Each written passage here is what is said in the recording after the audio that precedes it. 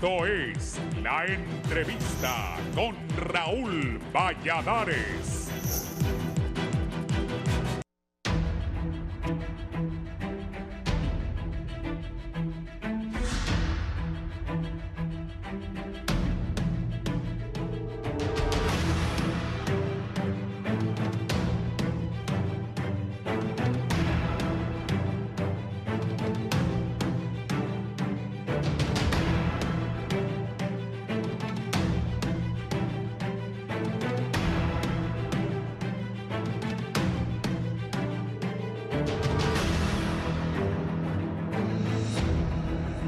Las elecciones en Honduras cada vez más se asemejan a la historia bíblica de la Torre de Babel, solo que en esta ocasión no fue Dios quien provocó la confusión de lenguas, sino que de acuerdo a muchos expertos, el mayor detonante de esta crisis serían los intereses de los políticos, quienes buscan aferrarse al poder o regresar urgentemente, lo cual ocasiona que se den los choques entre los diversos partidos y mantienen detenido el desarrollo del cronograma electoral. Estancado se mantiene en la actualidad el Consejo Nacional Electoral, ente que espera si los liberales escogen al sustituto de la consejera Ana Paola Hall. Sin embargo, será el Poder Legislativo el que resuelva esta problemática, y eso nuevamente pasa porque los tres partidos políticos alcancen acuerdos en un ambiente hostil y lleno de desconfianza que no perfila nada agradable para el país. Nacionalistas instan conocer lo más pronto posible la renuncia de Ana Paola Hall y que el Congreso sesione para que en un día se apruebe la dimisión o no, y de ser aceptado escoger al sustituto. Pero en Libertad y Refundación señalan que primero deberán determinar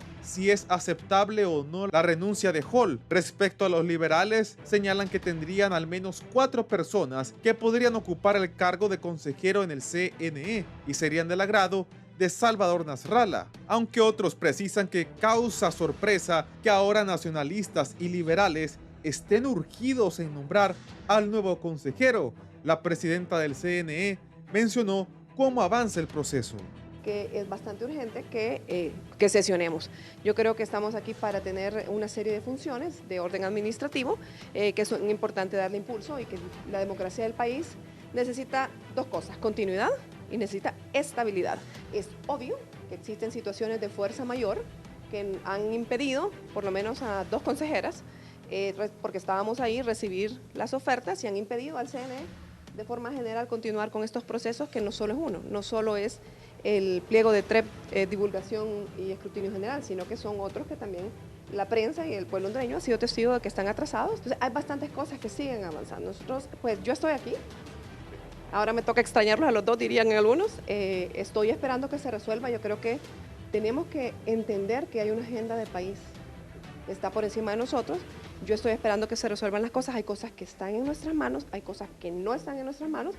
Ya habíamos hablado de que la sesión por de 2 personas o no era un tema que debíamos hacer al amparo de la ley y que teníamos que verificarlo. Ella luego sacó un comunicado por su cuenta con un punto de vista particular. No lo conocí antes, pero ella ya sabía porque lo habíamos conversado en la tarde del lunes. Ya lo habíamos conversado y habíamos quedado en que se iban a emitir los dictámenes y que íbamos a hacer las verificaciones correspondientes, porque obviamente ambas estábamos interesadas en la legalidad del proceso. Pero el titular del Poder Legislativo, Luis Redondo, instó al CNE a que revierta la orden de verificación humana durante los comicios generales. Por lo que insto al Consejo Nacional Electoral a revertir dicha decisión. Es necesario garantizar la confianza del pueblo para que pueda acudir al próximo proceso electoral de las elecciones generales del 2025. El Consejo Nacional Electoral debe reflexionar en este caso concreto y dar un paso atrás, ya que además esto implica responsabilidad penal. Los consejeros del Consejo Nacional Electoral deberían asumir públicamente el compromiso de no interferir de manera directa ni indirecta en la divulgación de los resultados preliminares, fortaleciendo así la institucionalidad y la credibilidad del proceso electoral y cumpliendo con la Constitución de la República y la ley electoral. A la encrucijada política se suman los escándalos de los narcovideos que salpican a Libertad y Refundación, así como a los liberales, además de los escándalos de corrupción de los 12 años 7 meses anteriores y los supuestos que se han cometido en los 3 años y 6 meses actuales, lo que evidencia que las prácticas al margen de la ley continúan. Tristemente, los hondureños afirman sentirse decepcionados y lamentan que, pese a existir promesas, aún no hay empleo, salud digna, seguridad y educación, por lo que llaman de una vez a los políticos a ya no más shows, y analistas advierten que mientras el tripartidismo se destruye a sí mismo, se está llevando de encuentro a todo el país.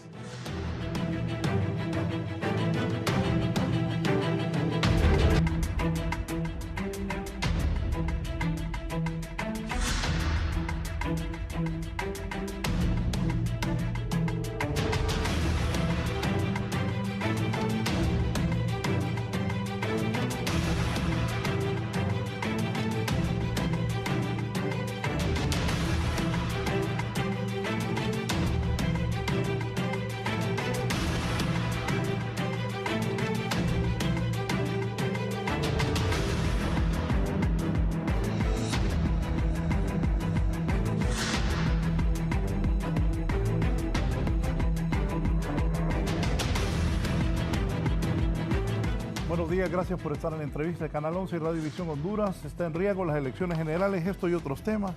Acusados unos y otros, los 3 partidos grandes de narcotráfico, los videos que trascienden.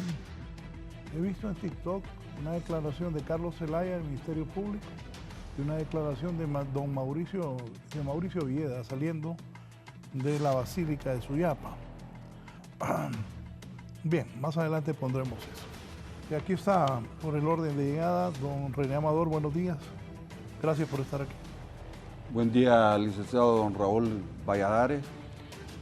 Por supuesto, es un grato placer estar acá en las plataformas de canal tan importante como es Canal 11, con la compañía de 2 distinguidos expositores. Pretendemos, ahora sí, hacer incidencia positiva, ser una contribución, un faro de luz en medio de tanta oscuridad y tinieblas que se ven en el horizonte del país. Gracias. Don Teodoro Sánchez, experto en tecnología electoral, bienvenido. Sí, muchas gracias por el espacio y por compartir con 2 profesionales, con Raúl también. Nosotros creemos que lo importante aquí es brindar información a la población y sobre todo dar luces de cuál es el momento que estamos viviendo y de posibles soluciones. En alguna medida todos tenemos que pensar en Honduras y eso debe ser nuestro objetivo de este día. Gracias. Aquí el licenciado Lester Ramírez, también miembro de la sociedad civil. Gracias por la invitación y un gusto estar con don René y don Teodoro y con la teleaudiencia de Canal 11. Me gustó la última parte de la nota introductoria de lo que decía sobre los hondureños que quieren realmente hablar de los temas estructurales y los temas más sustantivos del país, empleo, economía, qué vamos a hacer con la pobreza, qué vamos a hacer con el acceso al agua, qué vamos a hacer con un país que en el 2026 se va a despertar después del proceso electoral con una pila de problemas y sin apoyo de la cooperación internacional, con un lempira que se está devaluando y con un contexto donde muchos hondureños están regresando al país buscando también respuestas, ¿no? Entonces va a ser muy complejo para cualquier gobierno y todo gobierno que inicie en el 2026 necesita tener la legitimidad que la ley, que el proceso electoral establece, pero también el apoyo popular, ¿no? Entonces es un tema complejo, ¿no? Sí. Don René, y vamos a hablar de eso también. Usted maneja datos en Tecnimer, los hondureños que quieren, y cuál es la situación de los partidos Liberal, Nacional y Libre a 4 meses de las elecciones. Bueno, en un aporte de una medición a finales de junio, sí, el humor político... Hace un mes. Sí, el humor político marcaba un cabeza a cabeza entre el Partido Liberal y los nacionalistas, superando apenas un cuarto de la votación, apenas un 25%. Más atrás estaba Libre a 6 puntos de diferencia. Los independientes se marcaban alrededor de un 30%. Pero quiero significar algo importante. Si bien las encuestas representan una información valiosa, que si se le da el estudio, el seguimiento, la profundidad, pues en cada campaña, en cada equipo de campaña, estratégicamente, puede derivar conclusiones y acciones a seguir en lo que falta del proceso electoral. Pero lo que hemos visto después, ya en el mes de julio, hasta ahora estamos en campo, precisamente hoy estamos comenzando una medición nacional, hemos visto que la dinámica del proceso electoral ha superado con mucho todo lo que habíamos visto en procesos anteriores, que a 4 meses y un poquito no exista desde el Consejo Nacional Electoral una voz clara que transmita certidumbre desde adentro del proceso electoral. Creo que es un factor que puede tener una incidencia negativa, y especialmente cuando nos referimos a los sectores independientes, que están como en una especie de desencanto, desinterés, apatía, dejadez, y cada vez que ven este tipo de acciones que hemos visto principalmente en el mes de julio, donde han habido ataques, contraataques, y lo más reciente, videos de corrupción, videos de probable ligazón con actos que tienen que ver con narcotraficantes. De alguna manera esto decae en el ánimo de los independientes, y a la postre toda esta serie de situaciones van haciendo como un mix, una mezcla que va en deterioro del proceso democrático, de la institucionalidad. Porque, y qué fácil, escuchamos el discurso que vamos a marchar y que vamos a caminar por la democracia, pero pareciese que se nos olvida que la democracia se sustenta cada día en cada acción, que la democracia se sustenta con una institucionalidad firme, que la democracia se sustenta con diálogo, con pláticas, con conversatorios, con mesas de entendimiento. Y al parecer el ruido de la campaña ha provocado en ciertos sectores una sordera, una falta de capacidad para buscar esas avenidas de entendimiento. Don Teodoro, ¿y usted cómo ve lo del Consejo Nacional Electoral? Usted es experto en tecnología, de ahora el pleito es grande, porque si sustituyen a Ana Paola Hall va a estar difícil que se pongan de acuerdo en ese Consejo Nacional Electoral, el pleito del TREP, de la biometría, de lo que se va a utilizar, de la participación o no de los seres humanos. Bueno, para empezar vamos a decir de que la doctora Ana Paola puso a disposición su cargo, todavía no ha presentado una renuncia. Por otro lado, es interesante ver ese concepto nuevo que hasta ahora pues nosotros lo conocemos, esa renuncia condicionada. Yo diría más que puede ser una renuncia anticipada, porque eso sí ha existido, pues uno con tiempo, y recordemos la legislación laboral en el país cuando hablamos del preaviso y de todas esas cosas. Pero ¿qué sucede? Lo más difícil, Raúl, es que el Consejo en este momento está paralizado. ¿Y paralizado por qué? No tanto por la acción de los consejeros y de la estructura del Pleno, sino los funcionarios tienen temor de firmar documentos porque hemos visto en la práctica, después del proceso interno, que sobre quiénes recayó la acción judicial, sobre los funcionarios operativos, de los cuales han guardado prisión incluso. ¿Okay? Entonces la gente dice, si el Pleno no está compuesto y basado en la legalidad, todo lo que dependa y que salga de ahí, la decisión que se tome, también puede tener un origen ilegal. Y pone en peligro. Entonces, yo entiendo a los funcionarios, tienen temor de firmar algo. Pues. De decir, se pueden aceptar las plicas, se pueden recibir la documentación, pero ya tomar una decisión y todo eso, eso es lo que tiene paralizado. Entonces, ¿qué es lo más importante? Yo creo que en función de la madurez del momento, cambiar en este momento a cualquiera de los consejeros es un error. Y máxime a la consejera que tiene mayor experiencia. La doctora Ana Paola Hall prácticamente tiene 70 meses de estar en el Consejo Nacional Electoral.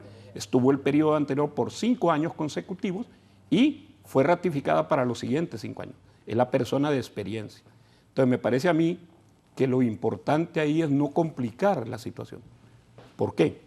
Si ella presenta su renuncia, tiene que ser aceptada por el Pleno del Congreso con por lo menos la misma cantidad de votos con el cual fue aprobado, 86, que es mayoría calificada. Y después el nombramiento que también requiere de 86 votos. ¿Qué significa? Que los partidos, cualquiera de los tres, tiene capacidad de veto.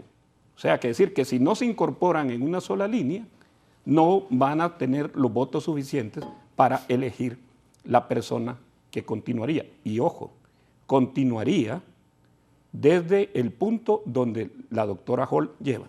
Solo hemos tenido una experiencia aquí dentro del Consejo Nacional Electoral, que fue la sustitución de la abogada Moncada. Pero cuando se vino la sustitución de la abogada Moncada, que ella renunció después del proceso, se siguieron todos los pasos. A veces la gente obvia la ley.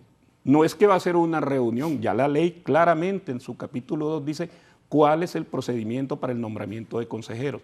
Hay que armar una comisión del Congreso, hay que recibir las hojas de vida, hay que revisar la estructura, hay que valorar a la persona, hay que hacer una propuesta y un dictamen al Pleno y después el Pleno se reúne, ratifica, deniega, acepta o no. Entonces no es que va a haber una sesión y como dicen, ahorita aceptamos la renuncia inmediatamente. Me parece que por el fortalecimiento de la institucionalidad hay que seguir los pasos, posiblemente, y que sería algo por la urgencia de la necesidad, que los tiempos puedan recortarse, pero siempre siguiendo la senda de los pasos que la ley dice. ¿Queremos institucionalidad? Sí, queremos institucionalidad, pero respetemos la ley, que es la base de la institucionalidad. ¿Todo esto cómo lo analiza el licenciado Lester? Yo quisiera analizarlo no en ese contexto político legal, pero y volviendo a lo que decía don René, ¿no? ¿Qué es lo que siente la población? Ese es mi análisis, es decir, la población lo que quiere es tener elecciones. La población lo que quiere es un mejoramiento de la calidad de vida. Y eso, lastimosamente, a 4 meses, al menos yo no he escuchado ningún partido político, ningún candidato político presidencial hablar propuestas de campaña, qué va a hacer con el tema del empleo, qué va a hacer con el tema macroeconómico, qué va a hacer para atraer inversión extranjera, qué va a hacer para brindar seguridad en el país. Es decir, yo siento que al final los hondureños van a ir a votar, la gran mayoría, con una tendencia que estamos viendo en toda América Latina y es simplemente a dar el voto de castigo. Pero van a dar el voto de castigo no porque tienen esperanza de que el país vaya a cambiar, sino más bien... ¿Voto de castigo aquí? Bueno, al partido oficialista, que eso es lo que está sucediendo en toda América Latina, ¿no? Para usted los del Libre ya perdieron. Bueno, la sensación es que el partido está desgastado y los datos y los números que don René nos acaba de decir es evidencia de eso, pero también otras encuestas, ¿no? Pero volviendo a esa lectura del voto de castigo, y es algo que está sucediendo en América Latina después del COVID, muy pocos países se han podido salvar de ese voto de castigo. México ha sido uno, El Salvador ha sido otro, Venezuela ha sido otro, pero bajo diferentes circunstancias, ¿no? Vea Ecuador, que la dinámica de Ecuador, y pongo acá el caso del señor Noboa, con unos índices de violencia que lo pone a Ecuador como el país más violento del mundo, con apagones constantes, con una economía en fragilidad, con una delincuencia desbordada, con una canasta básica por las nubes, porque es un país dolarizado, con citas de corrupción al propio presidente Noboa, porque su familia es una de las familias más poderosas del Ecuador, y con todo eso de negatividades, al final el señor Noboa rompió y ganó. No hubo voto de castigo en Ecuador. Y les cito ese caso para ponerlo en el contexto, que si bien en la mayoría de los casos, en los procesos post-COVID, fue como un escobazo que entró, que las denominadas fuerzas de oposición relevaron en turno a los partidos oficiales. Y Noboa en su primer periodo, acordémonos que entra debido al voto de castigo. Acordémonos de que Noboa entra, esta es su reelección prácticamente, pero en su primer periodo sí el voto de castigo lo favorece, ¿no? Y ese es el patrón que estamos viendo. Pero más allá de esos comportamientos electorales, lo que sentimos es que, ¿por qué se está dando este contexto de votos de castigo? Porque los partidos oficialistas no están resolviendo.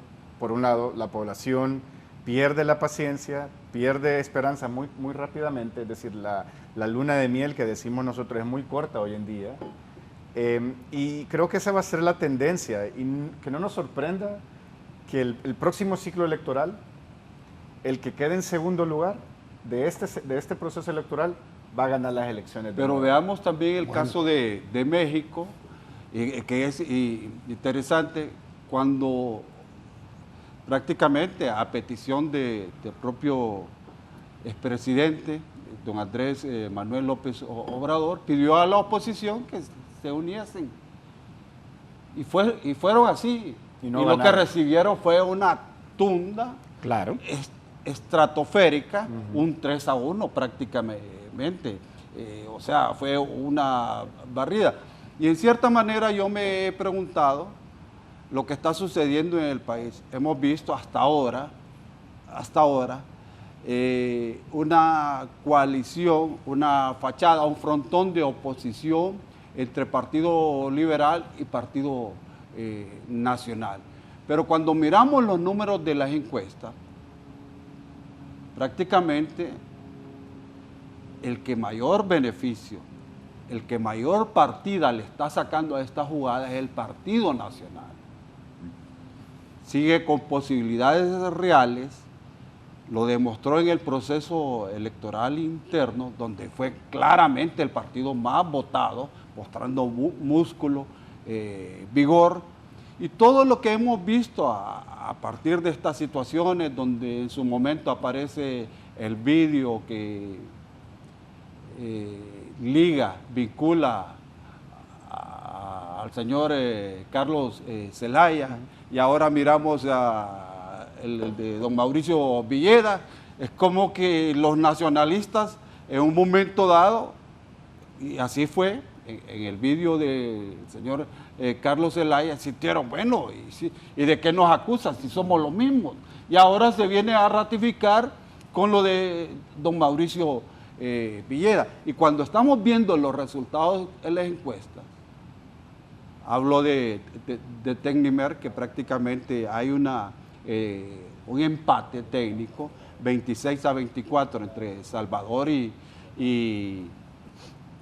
Tito Afura, pero no olvidemos que es que Libre no es que está allá atrás o muy atrás, y está en 20 puntos. Y recordemos, hagamos un poco de memoria, cuando el propio Mel Zelaya, a un mes de las elecciones, estaba 8 puntos debajo de la candidatura de Pepe Lobo, según una de las encuestas más importantes que ha habido en el país, Sid Gallup.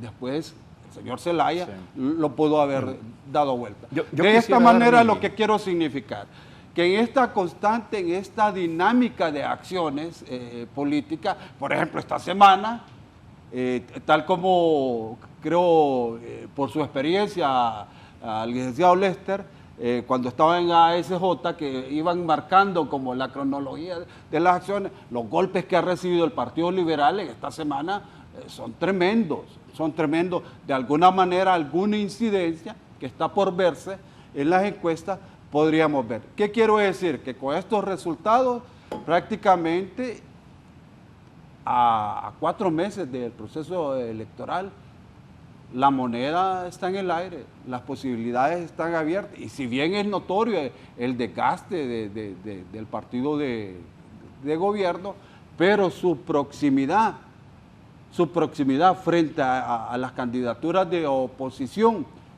que hasta ahora ninguno de ellos ha sido capaz de dar un salto cualitativo y cuantitativo que se diferencie en la percepción y que esa percepción vaya siendo como una construcción de cara al futuro del 30 de noviembre, la elección sigue estando abierta. Sí, don René, una pregunta con lo que está comentando. Obviamente el voto independiente y el indeciso es el que va a marcar el vencedor. ¿Para dónde se está moviendo ese votante? Le contesto. Le voy a contestar porque yo le pregunté, ¿y los indecisos? Eso con lo que ven no le dan ganas de ir a votar, así me dijo. Es correcto. Y mire, lo voy a graficar así. La desazón, el desapego, el desafecto, el desinterés, el hartazgo, ya por significarlo en un adjetivo más profundo, golpea a los independientes. Y cada vez que ven más actos de esto, claramente estamos a 4 meses, ¿verdad? Probablemente con la sistematización de la campaña pudiese cambiar. Tienen menos interés de ir a participar. Y existe ciertas construcciones. Si la elección tiende a abrirse, obviamente, en cualquier parte del mundo, no favorece al partido de gobierno, en cualquier parte del mundo. Pero si la elección, como parece ser lo del país, la participación apenas sobrepasa el 50%, se convierte en una elección territorial. Y en una elección territorial, hasta ahora quien marcó ventaja fue el Partido Nacional. Libre está ahí, y el Partido Liberal, pese a tener buenos números en la encuesta, no sería favorecido en una elección donde el índice de participación apenas sea del 50%. De ahí que dependerá, Raúl, dependerá de las estrategias de los equipos de campaña. Dígame. Sí, no, a mí me parece interesante. No vamos a cuestionar el problema de las encuestas porque son muestreos. Sí, nosotros técnicamente lo sabemos que es un muestreo en un momento determinado. O sea, no estamos consultando al 100% de la población. Pero es interesante ver la base, y la base para mí es el proceso interno. Casualmente, preparándome para este programa, ayer estuvimos haciendo unos datos, y es interesante ver que el partido... ¿Trajo los datos? Realmente no los... El partido que más ha crecido a nivel de municipios, al comparar las 3 fuerzas políticas en los 298 municipios, es Libertad y Refundación. En este momento tiene 50 alcaldías y tiene una proyección de gane de 88 alcaldías. El Partido Liberal tenía 92 alcaldías y ha bajado a 168. Y el Partido Nacional se mantiene en sus 141 municipios, pero diferentes municipios. Fíjate qué interesante ahí en ese dato, que quien más le ha quitado municipios, Libre le ha quitado municipios al Partido Nacional en el interior, en lo que nosotros clasificamos como municipios B. Vamos a hacer un pequeño paréntesis ahí. Hemos clasificado los municipios A+. ¿Qué le decimos A+? Es el mayor nivel. Son 9 municipios en el país. En esos 9 municipios usted concentra 2 millones de votantes, 1/3 del censo. en los municipios restantes, que son las cabeceras departamentales y aquellos municipios que tienen 10 regidores, que son 22, ahí llega usted al 50% del PUS. Y después vienen los municipios B. Los municipios B son los de 8 regidores, los C son de 6 y los D son de 4. Donde Libre está creciendo más es en los municipios A y en los municipios B, que son donde está el resto de la población muy cercana al área rural, Sí. pero no tan urbana. O sea, no tan urbana como las grandes concentraciones. Entonces, ahí es donde usted ve el desplazamiento, donde está la respuesta, a las políticas de Estado, donde se ha llevado carreteras, donde se están construyendo obras. O sea, y aclaremos otra cosa, yo entiendo ahorita que posiblemente la población, como dice el abogado, esté en el hartazgo, porque hasta este momento la campaña no se ha abierto, porque debe ser 90 días antes. Ya está la campaña. Sí, está en campaña. Sí, pero ya con propaganda y todo lo demás, ya en los medios, los spots y todo eso. Entonces, ¿qué estamos viendo? Estamos viendo de que la estructura del voto duro se están convirtiendo en dos polos. Por un lado, el Partido Nacional, que ha sido y fue un bloque granítico que ya no lo es en este momento, porque tiene fisuras. Si usted compara la fuerza, digamos, con la que en este caso el candidato de Libertad y Refundación, donde menos apoyo tuvo en un departamento fue un 80%. Mientras que en el caso del Partido Liberal, el candidato Salvador Narrala pierde 7 departamentos. O sea, no tiene un liderazgo así único, consolidado. Y en el caso del Partido Nacional, Tito los gana todos, pero tiene departamentos donde la participación de Ana García anda arriba de un 25%. Y una pregunta, don Teodoro, esa proyección usted la hacen, su equipo la hace, tomando en cuenta únicamente los datos de las elecciones primarias del 2025. Correcto, ese es el voto duro, indudablemente. Y es más, yo le voy a decir una cosa, Libre es el partido que más creció. Ahora, podría tener diferentes explicaciones. Una de ellas, y esta es una de las más importantes, es que usted sabe que desgraciadamente en Honduras, en la primaria, usted va a hacer fila a su urna. Dicho popularmente, como diríamos cualquiera, se quema, ¿va? Este es Libre, este es liberal. Entonces, en las primarias anteriores, mucha gente no votaba por Libre en la primaria. ¿Por qué? Porque estaba en oposición. En este momento Libre ya está abiertamente en el control del Ejecutivo. Tiene menos temor a la represión, tiene menos temor a las consecuencias que esto pueda tener. Otro dato interesante. Y mayor influencia de inyectarle dinero a ¿no? transacciones de votantes, o sea, empleo que le pueden ofrecer y otro tipo de incentivo, ¿verdad? Que eso es natural, ¿no? No, pero fíjese que es interesante que en esas zonas donde supuestamente el Ejecutivo es fuerte, o sea, no es donde ha crecido más bien ha sido donde no es fuerte el Ejecutivo, porque es producto de las obras. Otro dato interesante, pese a que el Partido Liberal ha traído 2 candidatos, porque trajo dos candidatos, los 2 primeros candidatos del Partido Liberal no eran liberales en el periodo anterior, o no estaban dentro del partido. Sí. ¿Okay? No logró ni llegar a la base de la primaria del 2021. O sea, el Partido Liberal está 60,000 votos abajo de la primaria del 2021, pese a que dicen que hay una renovación, hay un cambio. Y hay otra cosa interesante. El presidente del Central Ejecutivo, que no es de la misma línea o de la misma corriente de Salvador Narrala. Entonces usted ve que ahí hay como una sinergia entre diferentes grupos y sobre todo entre diferentes fuerzas políticas. A mí, al ver la conferencia de prensa que hizo el Partido Liberal me pareció interesante. Yo pensé ver ahí, ¿verdad? Si es una posición de partido, ver a los precandidatos anteriores, ¿okay? Acompañando al ingeniero Narrala, usted no lo va a ver, y ni al presidente del Central Ejecutivo. Sí. Entonces, ahí hay como una congruencia de grupos que no se ponen de acuerdo todavía. Eso no le da estabilidad. Mientras que usted ve que en Libertad y Refundación la línea es una sola. Pues. Y se está volviendo como un bloque fuerte, donde hay un proyecto que está ahí. Entonces, claro, viene el votante independiente. Y ese es el votante que debe ser conquistado por las fuerzas políticas. Nosotros tuvimos la oportunidad de estar en una formación académica con un consultor argentino y me decía, bueno, el problema de los centroamericanos es que ustedes se complican mucho en la política Y me decía, la política es sencilla. ¿Y cómo es que es sencilla? Sí, me dice. Asegura a tu gente y trata de influir en el independiente. No perdas el tiempo con el del otro partido porque jamás lo vas a convencer. Entonces, ahora, ¿cómo se influye en el independiente? Con propuestas, que es las que estamos pues esperando todos. Sí.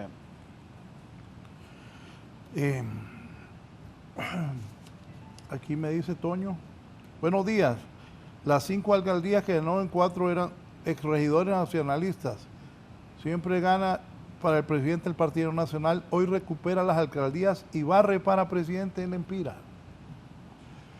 Sí, el Partido Nacional, El Empira dijo. ciertamente. Bueno, el Empira siempre ha sido territorio Y números son nacionalista, números, o sea, es obvio el buen resultado, el buen desempeño que tuvieron en el pasado proceso interno.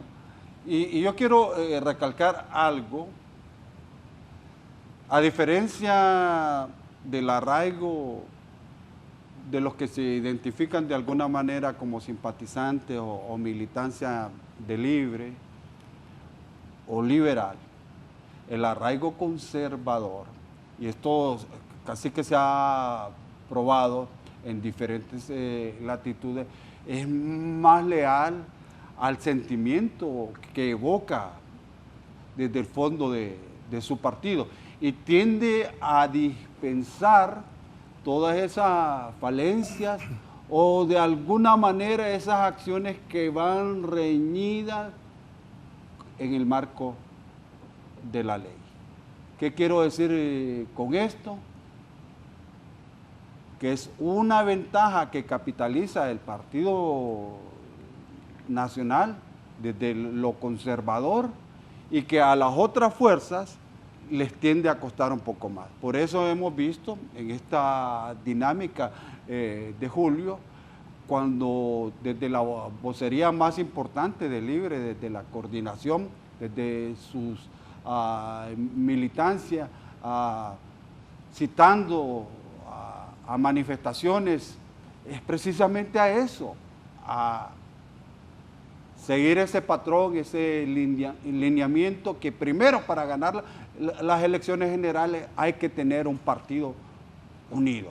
Hasta ahora hemos visto que Libre de alguna manera en los últimos días lo ha juntado su partido. Si bien hay algunas voces de inconformidad, disonancia, porque no han sido tomados en cuenta por el actual gobierno, de cierta manera no han generado ese eco perturbador.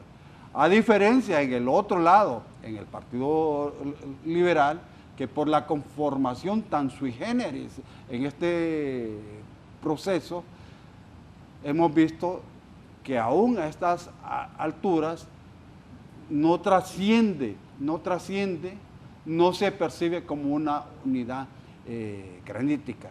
Y si bien también en lo positivo hay que resaltar, cuando lo comparamos con el proceso pasado, el Partido Liberal a estas alturas del tiempo, en una analogía, estaba descartado de tener elecciones reales. Hoy está en la pelea y representa una fuerza importante. ¿Y qué quiero decir yo con lo de conservador? Si lo miramos, por ejemplo, en el Brasil del señor Bolsonaro, con todas esas expresiones tan duras y fuertes, o en la Argentina de Milei, con todo ese encarnizado debate, sin respeto a las normas del buen quehacer político.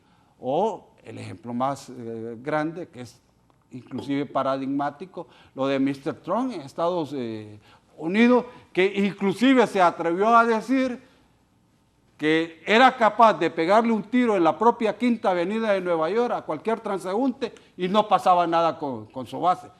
Cosa que ahora está en predicamento por los casos Einstein, que ese sí puede ser el propio balazo que lo puede descartar y golpear. Dice don Eduardo Amador, dice que el Partido Nacional es el que está ganando de todo lo que pasa con Libre por el narcovideo y Cedesol, el Partido Liberal por el video de Villeda y la renuncia de Ana Paola. Hay que recordarle, Amador, que al Partido Nacional tiene un expresidente preso en Estados Unidos que se religió ilegalmente. Si creen que en Honduras eso ya se olvidó, están equivocados. Falta mucho para limpiar su reputación como partido nacional. Bueno, ese queda a consideración del voto independiente. Ese es el tema que el votante independiente se pone a pensar, ¿no? Pero volviendo a lo que dice don René, obviamente el Partido Nacional es el que está sacando mayores réditos en este momento. ¿Coincide? Coincido en eso, ¿no? De que está sacando mayores réditos por la inestabilidad que hay en el Partido Liberal. Que el liberal le ha dado como una sombría, un paraguas. Por el desgaste que tiene el Partido Libertad y Refundación. Y es interesante porque Tito Afura, que es interesante porque los nacionalistas son muy buenos con la comunicación política. Creo que siempre han sido, al menos en estos últimos 20 años, los que han podido manejar muy bien este tema de la comunicación política. Tito sale con una postura no de agresión, no de violencia. Yo solo quiero trabajar. Yo no voy a comentar acerca de lo que están haciendo los otros partidos. Y ese es un mensaje que lo más seguro, ¿no? Y ustedes que son expertos en temas electorales, hubo encuestas, hubo grupos focales, hubo todo un análisis y una investigación para decir qué es lo que siente el votante y qué es lo que no quiere ver el votante en un candidato. Y eso es muy interesante, porque eso, si esa es la lectura que está haciendo el Partido Nacional, quiere decir que el votante en este momento, y me imagino que esas son las preguntas que ustedes también están haciendo a nivel de terreno, no quiere estar viendo, o al menos está cansado de esos pleitos viscerales que se dan entre las fuerzas políticas, y lo que quieren ellos es, hey, hablemos de las cosas sustantivas. Y ese es el mensaje que está dando el Partido Nacional, hablemos del trabajo. No están hablando más de otro tema, no están hablando de cómo vamos a limpiar el partido de corrupción, porque saben de que ese tema les va a picar, les afecta, ¿no? Pero sí quieren decir, ok, a la población lo que quieren es empleo, la población está golpeada económicamente, hablemos de trabajo. Y esa es la ventaja, al menos en este momento, de la narrativa política que está desarrollando el Partido Nacional. Por eso es importante estos temas, ¿no? Porque yo siento que hay un sector político que le está apostando a desmovilizar al votante independiente, lo que usted dice. El votante independiente ya se está mostrando indiferente, se está mostrando cansado, se está mostrando que no quiere saber de la política, y lo más seguro es que va a ser ese gran margen del 50%, 40% de abstencionismo que vamos a tener en el país, ¿no? Pero es interesante el Partido Nacional, justamente por eso. Yo he estado hablando con personas, y lo que usted dice del conservadurismo, porque el conservadurismo no solamente es una ideología política, es un rasgo social. Es ancestral. Es un rasgo social. Y en Honduras, y esto creo que el licenciado Raúl Villeda no me va a... vamos a coincidir en esto, la sociedad hondureña es conservadora. Bastante. Y ese conservadurismo lo lleva a reaccionar muy positivamente a un mensaje conservador de familia, de iglesias, de ideologías woke y todos estos mensajes que se están promoviendo también. Entonces va a ser muy interesante, porque después de esta marcha, hablando de estas marchas que se van a dar, incluso el domingo 27 ya hay tres marchas. Marchan los cachurecos, marchan el Pollo Contreras dijo que van a sacar 30,000 a la calle. Marchan los curas, marchan los pastores. Esas marchas de las iglesias va a marcar también un mensaje político. Pero si usted va lo a tener ve, un mensaje político. pero si muy usted lo ve interesante. en la base de la elección interna, el partido que más votos perdió fue el Partido Nacional. En las primarias. En las primarias, sí. Bueno. Bajó 250,000 votos de la primaria anterior. Supuestamente ellos se ufanaban de tener la estructura que Pero del bloque. 250,000 votos realmente... Es un $250,000 votos. Pero eso es lo que nos dice, obviamente, es el efecto de estar en el poder, de inyectar dinero a movilizar gente en las primarias. Pero 200,000, realmente no es tanto lo que perdió. No sé cuánto perdió el Partido Liberal. 60 con relación y con la incorporación de dos fuerzas. Y la otra cosa interesante, mire, Alguien dice, no, que Rick sí era fácil de que ella ganara porque el abogado Tomé era el más candidato. Analicemos los datos fríos. Russell Tomé superó a 4 candidatos, 2 candidatos del Partido Liberal y 2 candidatos del Partido Nacional en su votación individual. O sea, si analizamos las 10 candidaturas, ya queda en la posición 6. O sea, y él sí se está integrando al proyecto y a la campaña, está sumando. Lo contrario en las otras estructuras. Entonces, si nosotros lo vemos, realmente el Libre se está convirtiendo en un bloque fuerte ahí, ¿verdad? Concentrando, y por eso tienen la dinámica de su gente. ¿Quién fue el primero que planteó la cuestión de la movilización? Fue Libre. Y ahora los otros partidos salen con lo mismo. Entonces, ahí estamos dando la impresión que quien está dictando la agenda política es Libre. Nadie hablaba de movilización hasta que Libre sale con lo de la movilización. Pero a mí me ahora parece el Partido Nacional sale. Fueron las iglesias más bien. No. Libre dijo mensaje... primero que el 1 de agosto iba a salir, Sí. antes de la cuestión de las iglesias. Pero yo creo que la reacción del Partido Nacional se debe más al tema de las iglesias. Yo creo que sí, obviamente Libre ha sido un catalizador desde el 28 de junio, de la marcha del 28 de junio, y su etos político, su razón característica es la movilización popular, ¿no? Eso está en el ADN de Libre, ¿no? Pero yo creo que el mensaje de las iglesias, yo siento que vino a mover el tapete, y lo vino a mover de diferentes maneras. Obviamente, uno es, el Partido Nacional se va a beneficiar de eso. 2, el Partido Liberal, algunos actores del Partido Liberal no están muy cómodos con ese mensaje de las iglesias. Y entonces esas son las reacciones que estamos viendo, ¿no? Entonces, me parece de que es un nuevo actor. Sería interesante ver en las encuestas cómo y siempre se siente lo ha la sido. población al respecto. Las iglesias siempre han sido actores. Sí, pero Ahora, en este pero contexto fíjate electoral, interesante que ellos le dicen a los candidatos, por favor, no contaminen nuestra marcha, no se presenten, Así es. no lleven banderas, ¿verdad? O sea, a los candidatos no habla de la base de los partidos, la base de los partidos, según su creencia personal, puede participar también. Yo le he puesto ahí en el fondo subyacen algunas ideas importantes. Sí, fue Libre, claramente, el que levantó la mano a raíz de la falta de acuerdos al interior del Consejo Nacional Electoral. Y no lo vamos a descubrir ahora, antes lo hicieron hasta los nacionalistas en la campaña del señor Maduro, lo hizo la campaña de don Elvin Santos en su momento, y se ha hecho siempre en el país. Esto lleva consigo varias finalidades. En un mensaje directo a la militancia y simpatizantes del partido, es como un mensaje de unidad, de acercamiento, que pese a que no hay los mejores escenarios, sigue siendo válido ser militante y partidario de Libre y no del otro lado, en ese caso. Pero cuando después a los días vemos la reacción de las iglesias, puede ser que se anime a un buen propósito, que en el fondo haya una conciencia de país, pero cuando vemos... ¿Cómo eso que en el fondo? Pues es que duda que sea algo, que eso de en el fondo de las iglesias. Es que las iglesias no lo podemos desconocer, de alguna manera han marcado línea política y han estado siempre en cercanía, en ligamento con el poder y viene, vaya, por decir, desde tiempos de la colonia. Y para irnos a un ejemplo más gráfico, en Estados Unidos, la derecha religiosa, la base del protestantismo, es muy cercana y es una fortaleza hacia el Partido Republicano.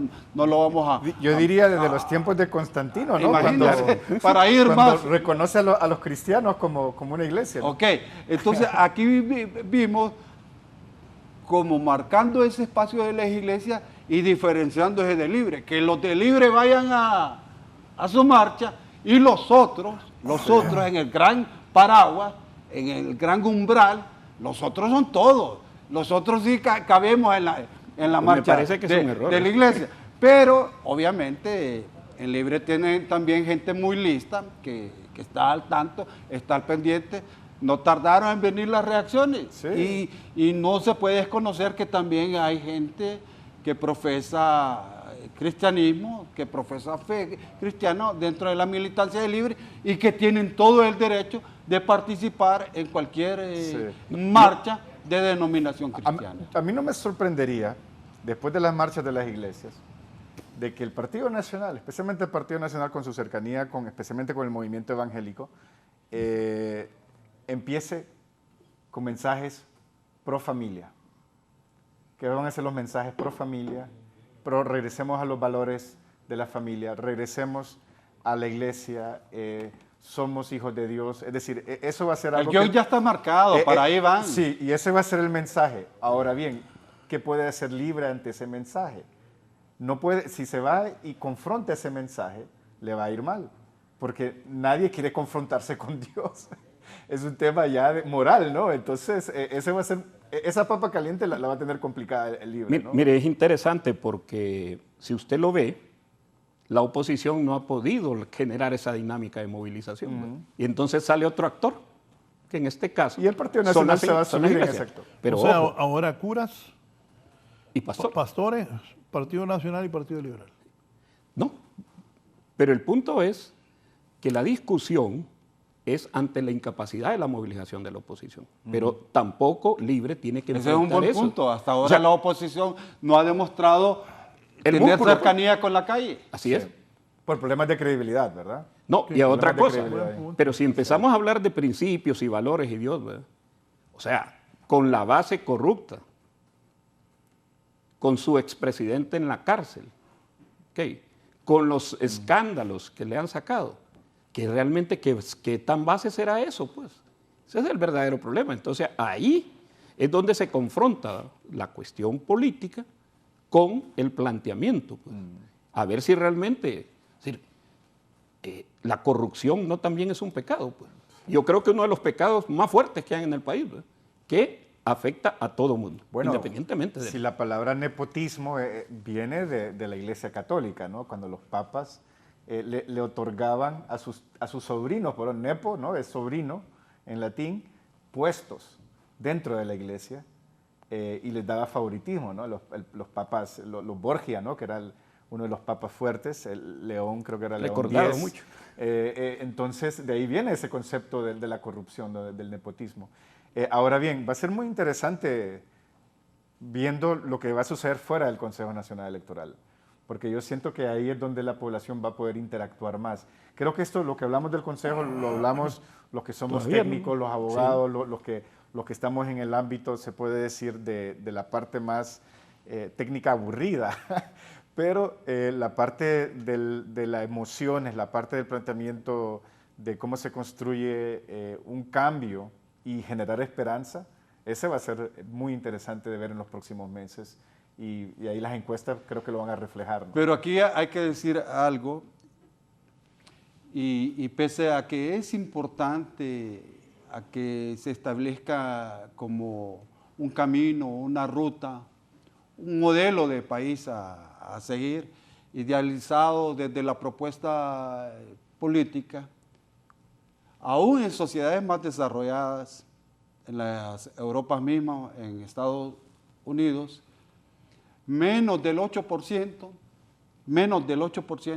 en su razonamiento, en sus juicios de valor, orienta su voto en razón de esa propuesta. O sea, como que estamos en el mundo del ruido, en el mundo de la Al final son las polarización, en el mundo sí. de las pulsadas. Sí. Y eso como que en el morbo político atrae, entretiene más. Por eso, si bien los números en este momento no favorecen a Libre, pero no es que está allá lejos, está 6, 5 puntos.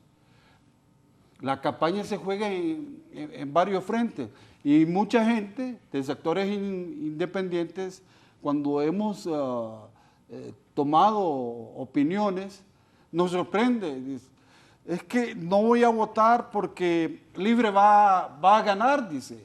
¿No ve usted que todo lo que propone Libre, que todo lo que indica el coordinador Manuel Zelaya, Mel Zelaya, nadie de los otros partidos se lo puede batear en esa terminología hondureña.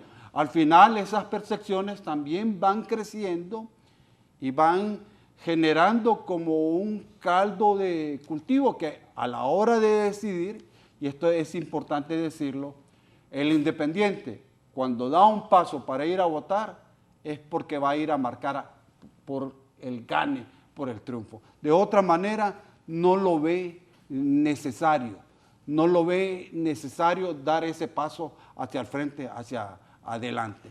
De tal forma que desde la oposición, tanto liberales como nacionalistas, están en esa dimensión de poder quebrar esa percepción que si sigue creciendo, va a llegar un momento dado que los pueda abrumar y superar, y como en efecto esa percepción sea tan grande como la que generaba el Partido Nacional en el proceso pasado del 2021, que todo lo que mirábamos, el desafecto, el fuerajo en cualquier parte, en cualquier latitud, tuvo su asidero, tuvo su soporte psicológico, hasta que allá en octubre 12, o por esa fecha, Salvador Narrala se adhirió a doña Xiomara Castro. Entonces ahí dijo los independientes y la oposición, hoy sí, ya no hay forma, ya no hay manera.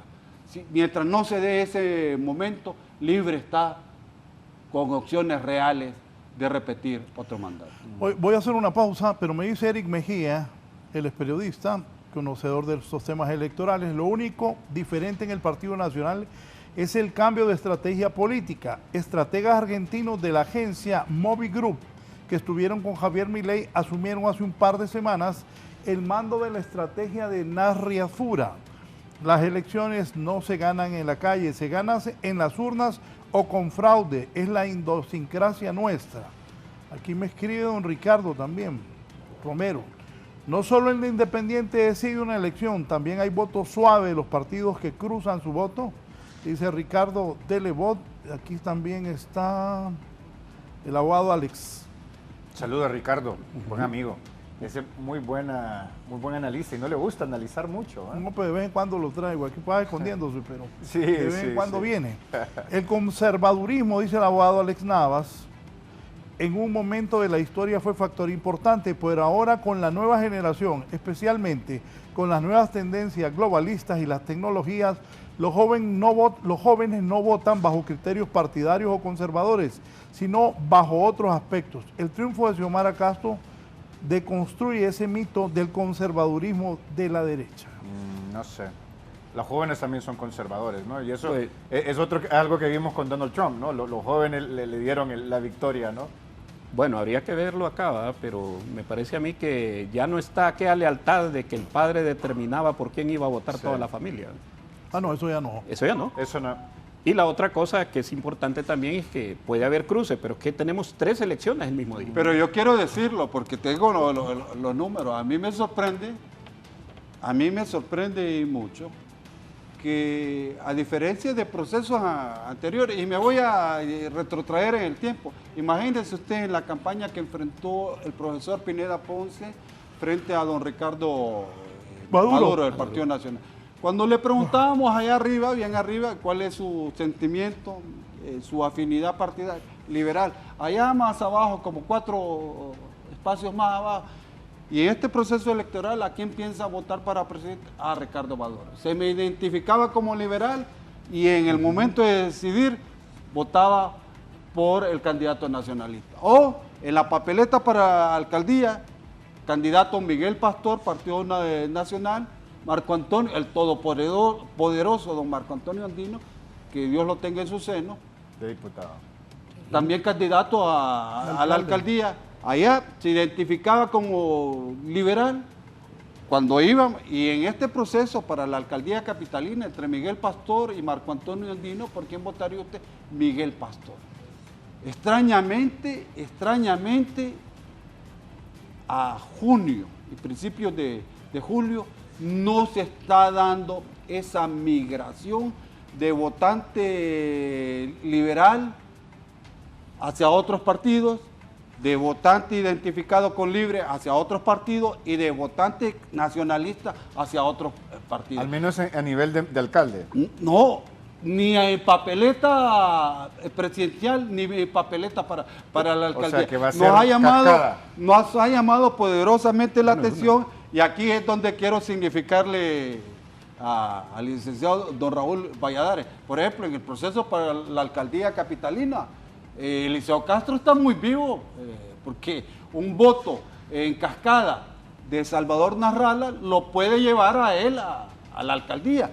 O Juan Diego Zelaya, un voto en cascada de Tito Afura lo puede llevar también al proceso de convertirse en alcalde. O el caso del señor Jorge Aldana, que ya ahí entran otras variables, porque él se defiende con su propia gestión y con su militancia partidaria. Miren, ahí, si analizamos el proceso anterior, que es un dato que estamos con el equipo trabajando, el Partido Nacional en el Distrito Central a nivel de la alcaldía perdió cerca de 150,000 votos, cuando el candidato era Tito Afura, con el joven que entró después. Pero ¿qué sucede? Recordemos que las tendencias, las encuestas son mediciones en un determinado momento. Hay factores extraordinarios que pueden cambiar. O sea, de hecho, había un elemento bien importante, no sé si esto influyó en la campaña, que en la alcaldía del Distrito Central realmente no aparecía el Partido Nacional, sino que era una alianza con la UD, increíblemente, porque la UD quería conservarse y se alía con el Partido Nacional bajo la perspectiva de que el Partido Nacional iba a ganar la alcaldía de Tegucigalpa, y sale derrotado por Aldana.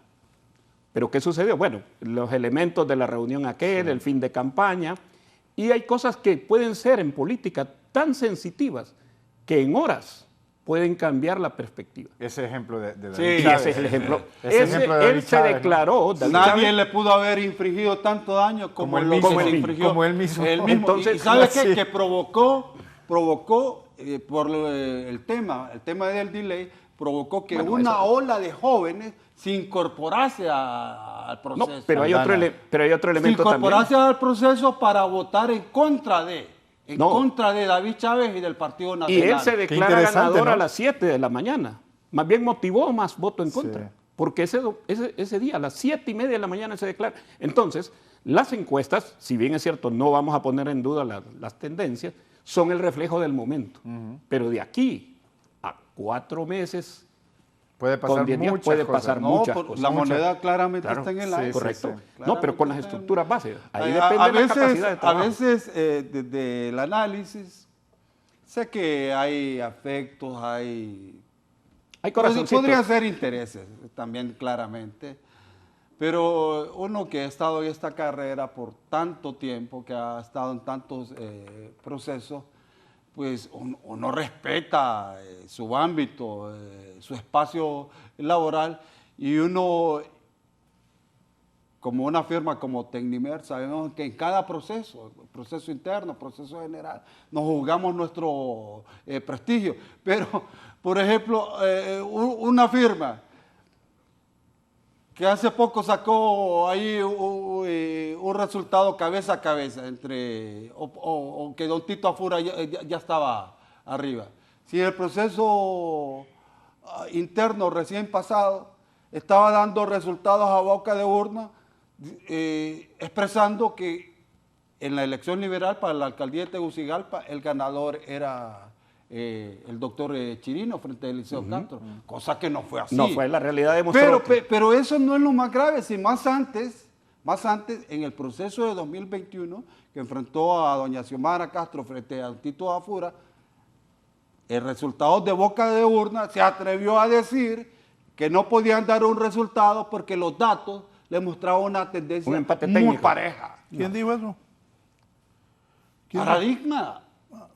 Paradigma lo dijo, y yo cuando veo que Pongámonos serios, hombre. Hombre. voy a hacer ¿Y sabe qué me sorprende? Que quiero decirlo. Voy a hacer una Yo pausa. extraño extraño que no he visto datos de Lebot, no he visto datos de Sigalo. Sí he visto datos de Lo otras... tiene guardaditos. He visto datos de otras firmas que no sé la procedencia, ni sé metodología. Inclusive he visto como expositores que ha tenido acá el licenciado Raúl Valladares vienen a hacer eco de esas cifras, porque quiero decirlo, Salvador Darrala y el Partido Liberal, él se siente muy cómodo asumiendo la ventaja que él es el líder y por mucho en las encuestas. En el otro espacio, en las otras aguas, le cuesta moverse. Como también en las campañas ha existido lo que se llama como una tendencia generalizada en América Latina, donde los partidos de izquierda, los partidos progres, de alguna manera han levantado la mano como moralidad, como ética en la política frente a los partidos de derecha. Pero como lo que hemos visto aquí en el país, no se puede. ¿Quién se va a atrever también a levantar la ese mano? cartucho ya lo quemaron. Eso es lo que pasa, ¿no? Ya quemaron ese cartucho de la ética, de vamos a traer a la Sisi, vamos a limpiar al país de la corrupción, lastimosamente. Y por eso se le dio el voto, ¿no? Hombre, pero los otros son Libertad tan de ciegos y Refundación. sordos que supone que la gente, así es, si ellos mismos actuaron peor, degradando al país, y ahora, Privatizando el y país. ahora nos dicen se van, ok, se van, pero ¿y los que vienen qué? Es otro experimento social que vamos a tener. Se van, dice, y los que vienen qué traen. Sí. Sí, es eso, ¿no? Esa tendencia del voto de castigo. La gente está votando retrospectivamente, no está votando prospectivamente. Nos hicieron daño, nos golpearon, no nos resolvieron los problemas de vida, no nos dieron trabajo, la economía sigue igual o peor. Ya, ¿no? Tenemos que cambiar. Bueno, yo según los números no me atrevería a decir eso. Y dar de vuelta de hoja, ¿no? De que todo es negativo. Bueno, Según las pero calificaciones. esa es la sensación del voto de castigo, ¿no? No, pero también, digamos, una objetivos. cosa que no ocurre en cualquier país de América Latina. Y creo que en el país también es una situación inédita. Nunca ha habido un gobierno sometido desde la toma de posesión, a una gran lupa y a un raid de misiles atacándolos constantemente. No ha parado desde la toma de posesión.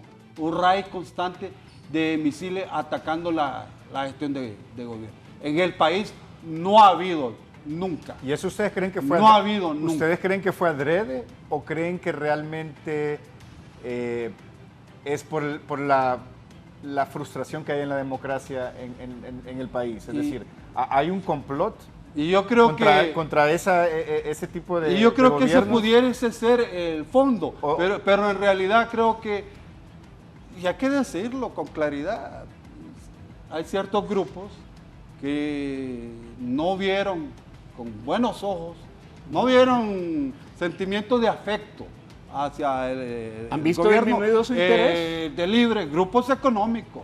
Así es. Grupos económicos.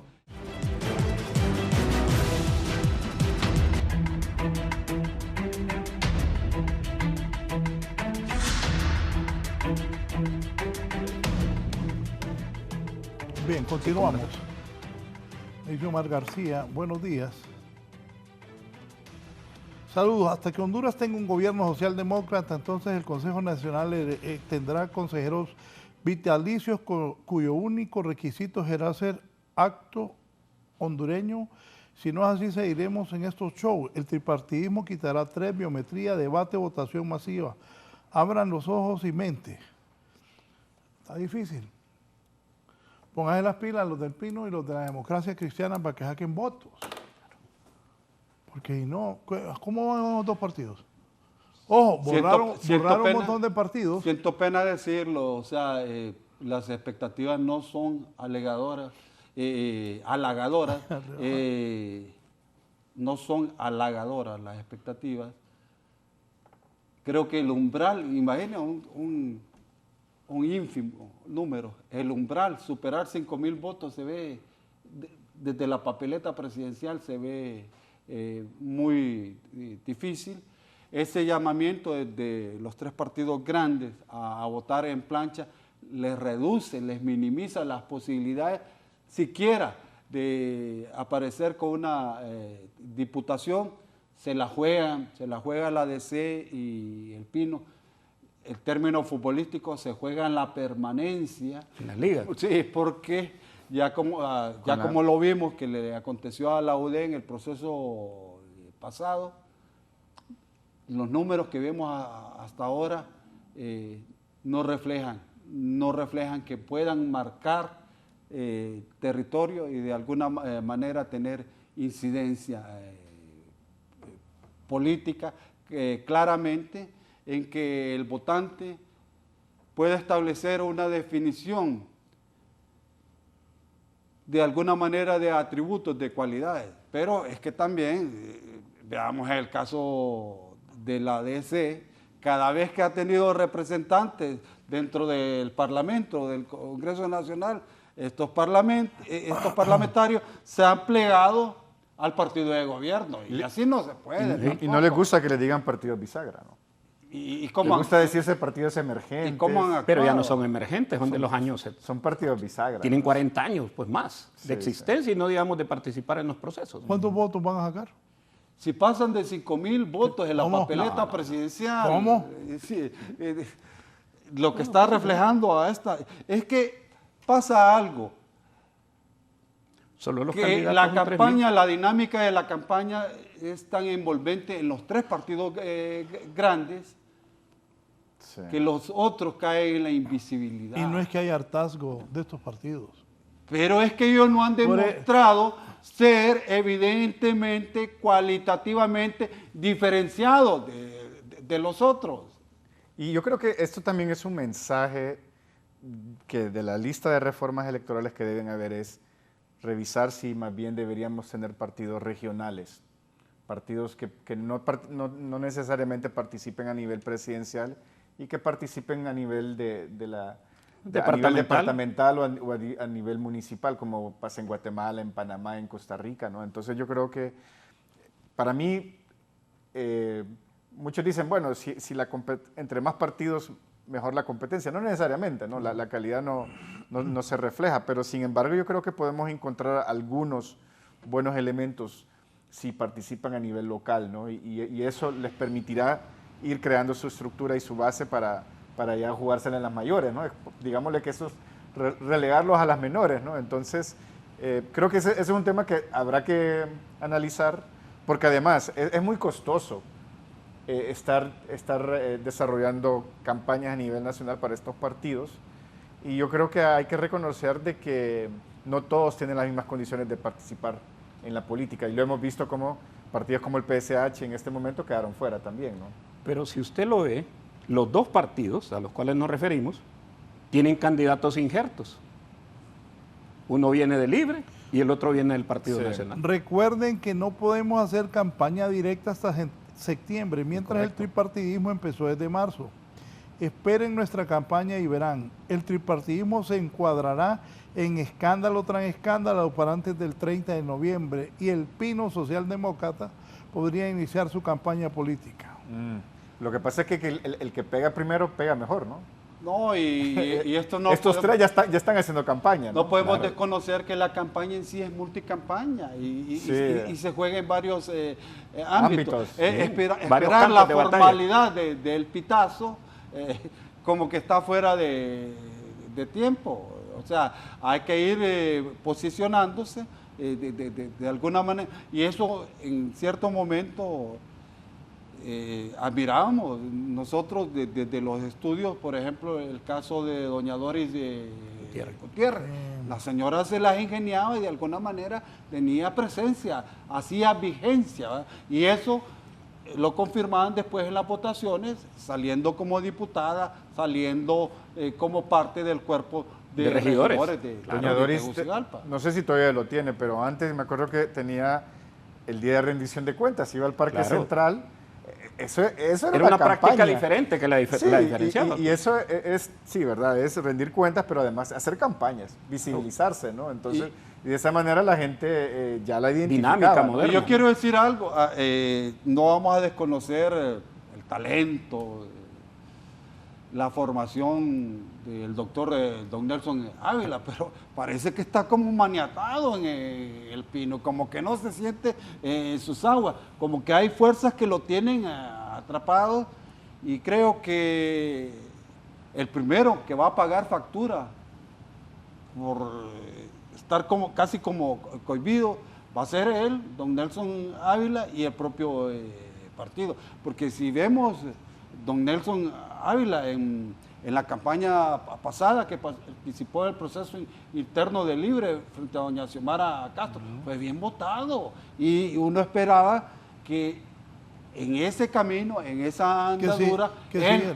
tendría espacio para crecer, para desarrollarse. Y si ustedes se fijan, no se han pronunciado sobre esta crisis institucional. Han estado callados. Sí, como que el problema del Consejo Nacional Electoral solo fuera de los tres partidos. Es que en el caso del Pino, por ejemplo, vemos expresiones que vienen desde el referente don Olva Valladares, claramente bien a la derecha, ¿sí? Y entonces, y don Nelson, ¿cómo se la juega? Ahí, como que no se sintiese cómodo en el espacio. O tal vez lo detiene que la presidenta de su partido está en la administración del Ejecutivo. Porque no podemos negar que Doris Gutiérrez está designada. Sí. O sea, es cogobierno. Y el caso de los nacionalistas, hay que decir algo que marcó la aparición del vídeo del señor Zelaya. Si es que antes de eso, en lo previo, cuando asistía a los foros en representación del partido, prácticamente era recibir una andanada o una tunda de improperios, que lo mejor que podían hacer era pedir que paren y pedir perdón, pero a raíz de eso, como que les insuflaron ánimo y la tomaron como diciendo, hombre, ¿y de qué nos apenamos? Si casi estamos padeciendo de lo mismo. Y el video de Ese Sol creo que fue la estocada de la muerte, ¿no? Es decir, ahí es donde ellos ya no solamente vieron de que tenían ahora la autoridad moral para salir, sino es que empezaron ya a juzgar, ¿no? de corruptos a los otros, ¿no? Entonces yo creo que nadie está hablando de esto, ¿no? Es decir, hay un problema muy endémico en el sistema político que se llama corrupción, que se llama narcodinero, y nadie de ningún partido quiere hablar de limpiarlo. Nadie quiere hablar de realmente poner la casa en orden, y eso es lo que preocupa. Es decir, ¿hasta dónde nos vamos a llegar? De alguna manera vamos a tener esto constantemente, donde candidatos van a salir en videos. Sí, sobre eso. Poneme la caricatura y luego vas a poner ese video para que estos señores me analicen qué es lo que va a pasar. Bueno, es la ratonera. La ratonera. Sí, buena de garabatos, que coloca Voz Populi ahí. Es bueno ese garabato. Sí, muy editorial. Bueno. Es un mensaje. Es correcto. Las caricaturas ahí que le ponen que hay muchas letras, esas son las caricaturas. Entonces, los tres. Pero yo quiero... Espere. Poné ahora en las redes, han colocado esto para que los señores, como Lester lo está hablando, lo analicen los tres caballeros invitados esta mañana. Ponelo, por favor. Volumen. Y en una trampa. Ponelo desde el inicio. De un empresario puedo deducir que era una trampa. Caí en una trampa. Asistí a donde un empresario que iba a ayudar económicamente.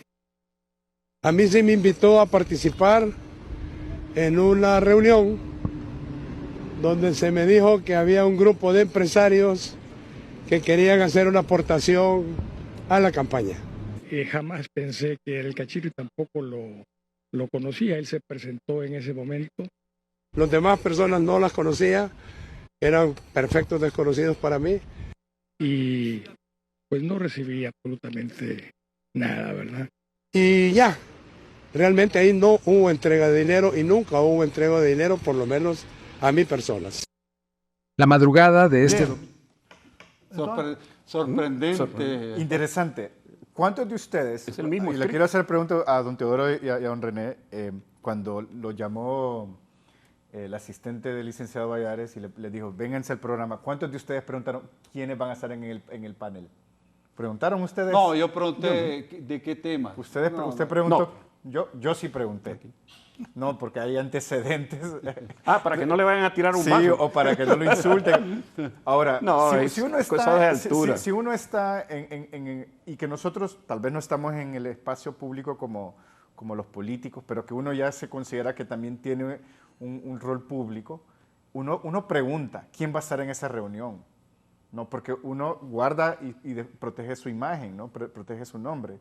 Y eso a mí es lo que me sorprende de la respuesta. Ir a una reunión simplemente porque hay unos empresarios que le están ofreciendo negocios.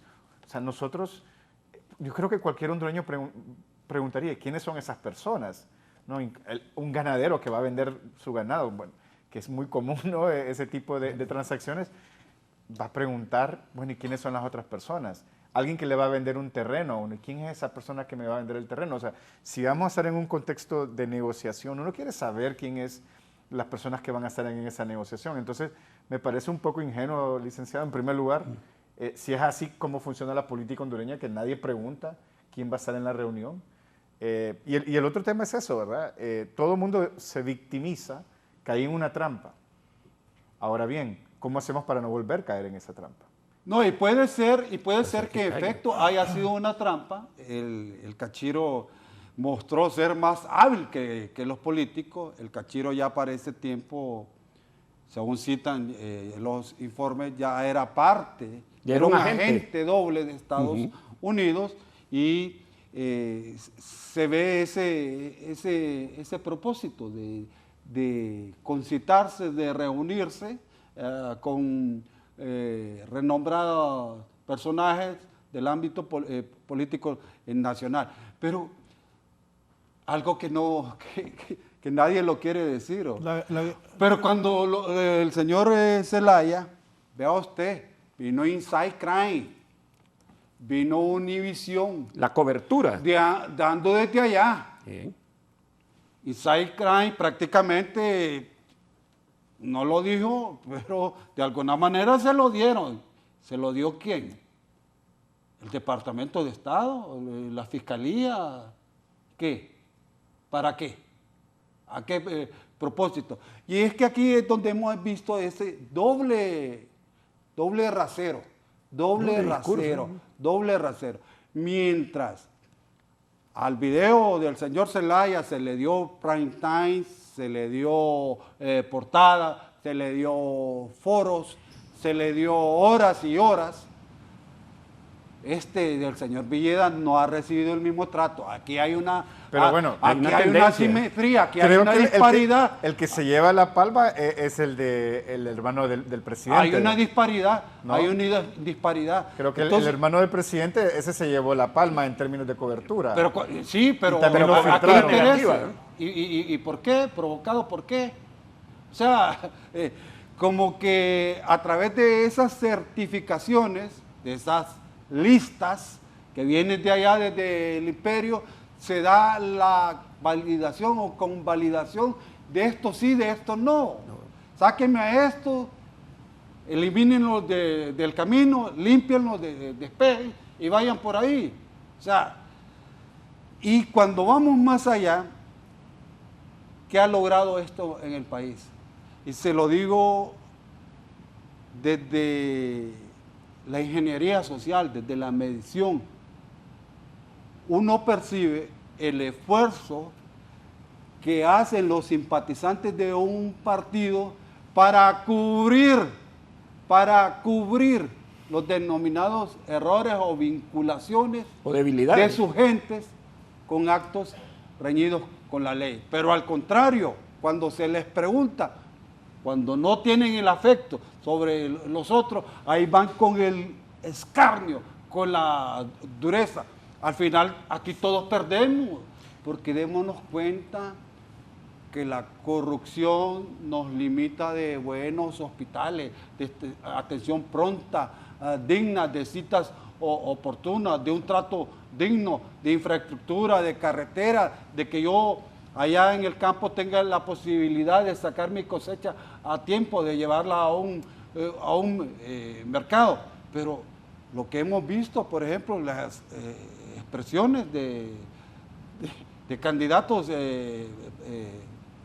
presidencial, casi acuerpando al de su partido, no puede ser. Y en esto creo yo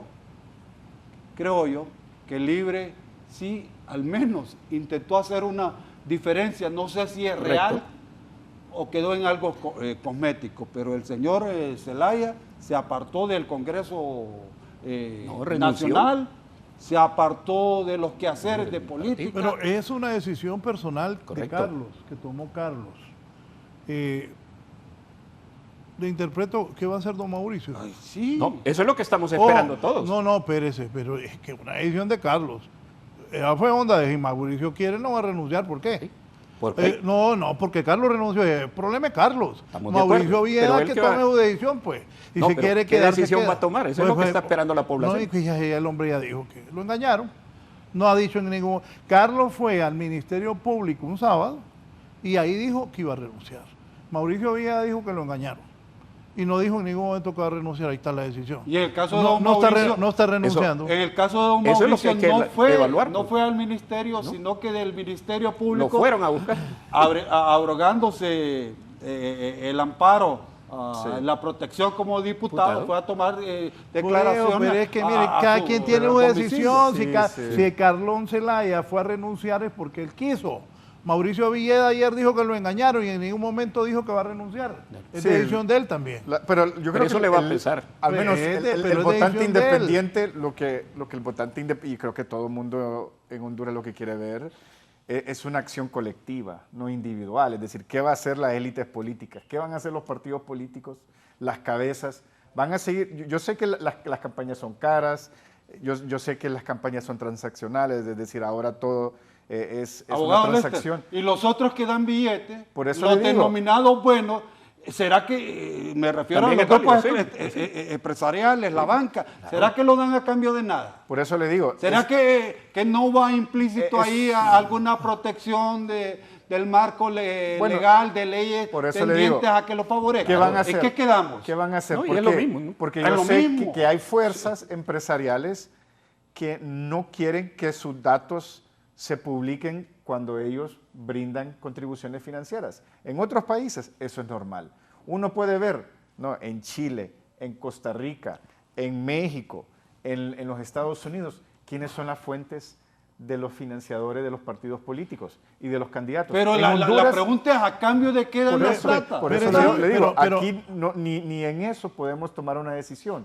Y eso no solamente para los temas del narco, sino del financiamiento privado lícito del empresario. Yo lo he pensado, ¿verdad? La vez pasada yo saqué, el proceso pasado, me sentí simpatía por un diputado joven, candidato del partido Libertad y Refundación.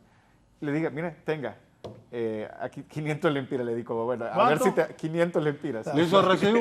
No, simplemente siéntese aquí algo que le contribuye a usted para que haga su campaña, porque me dijo, mira, yo empecé, yo fui a la escuela descalzo, todo. Entonces yo dije, bueno, le voy a contribuir aquí algo. 50,000, creo yo. No, sí, 500 lempiras. Yo tampoco soy gran financiador y tampoco ando financiando, simplemente un acto de bondad en ese momento, ¿no? Pero después me pregunté, la verdad es que me hubiese gustado a mí que mi dato se publicara como financiador de campañas, ¿verdad? Porque también uno tiene que ponerse en el zapato del banco que financia campañas, del empresario que da dinero, del empresario de la construcción, del empresario de las ¿Y droguerías. por qué no llegamos Los más maquilas. allá? Cuando vemos aquellas mega demandas de ciertos grupos se duermen. empresariales y que la definición de los fallos sale cerquita del proceso electoral.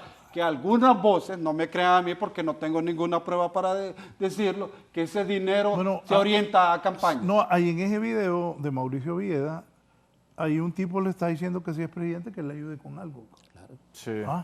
Y antes de ir, ¿usted quiere saber qué va a hacer Mauricio Villeda? No sé. No solo yo, sino la población. Bueno, no se sabe. Es que miren, cuando hablan la población, aunque usted hace números, usted sí tiene... retiro lo dicho, pero hay un montón de políticos que vienen aquí. El pueblo quiere tal cosa. Sí, el pueblo. Digo, el pueblo. Si ellos ni saben. Yo por eso hablo de población, no hablo de estos dos pueblo. señores sí miden. El pueblo es metafórico. Dice Toño Morro aquí, un día Gautama, entonces ministro de Seguridad, lo invitaron a una reunión con los empresarios de la zona insular. ¿Quiénes son?, preguntó Gautama. No le dijo, ahí hay mucho narco.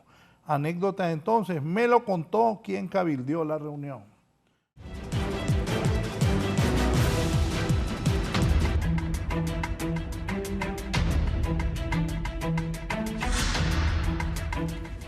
Bueno, voy a complacer a don Teodoro. Ajá, entonces el Consejo Nacional Electoral, ¿cómo queda? Ahorita está paralizado. Es la decisión si van a presentar la renuncia o no, porque todavía no ha sido presentada. Todos son especulaciones en este momento.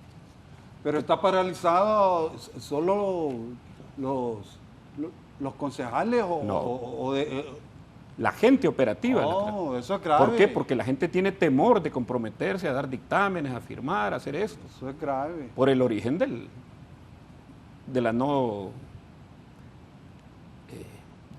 ¿Cuánto se tarda técnicamente, operativamente, en montar un TREP? Es decir, ¿cuánto se necesita realmente para tenerlo instalado antes de las elecciones? ¿Un mes antes? 2 meses antes, ¿cuánto? Porque yo sé que se le tiene que hacer pruebas y todo eso. No, correcto, y simulaciones. Es que lo que no le hemos explicado mucho a la gente es que el acta se llena de manera manual. O sea, son números que uno dibuja y letras que uno dibuja. Y eso lo escanea y eso lo escanea y lo convierte con el OCR. Sí.